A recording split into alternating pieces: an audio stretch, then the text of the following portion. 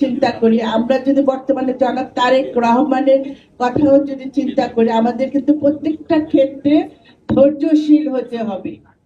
এখন শুধু আপনারা শুধু জনাব তারেক, আমাদের চেয়ারম্যান মহোদয় জনাব তারেক রহমানকে ফলো করেন, উনি কতটা ধৈর্য এবং সহনশীলতা নিয়ে কাজ করছে, তার কথা, তার আচরণে, সবকিছুতে আপনারা দেখতে পাচ্ছেন যে দেশের জন্য উনি সবকিছু কিন্তু মেনে নিয়ে কাজ করে যাচ্ছেন।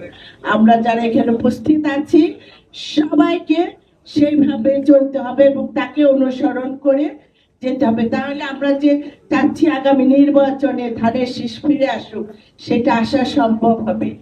আমি আমাদের নেতা কর্মীদের যারা আছেন এবং মানিকগঞ্জবাসী যারা আছেন সবাইকে ঐক্যবদ্ধভাবে আগামী নির্বাচনের জন্য কাজ করার অনুরোধ করে যাচ্ছি। আমরা যেন আর কেউ ঘরে বসে না থাকি, আমাদের প্রত্যেককে যেন সাধারণ জনসাধারণের ঘরে ঘরে আমরা চলে যাই।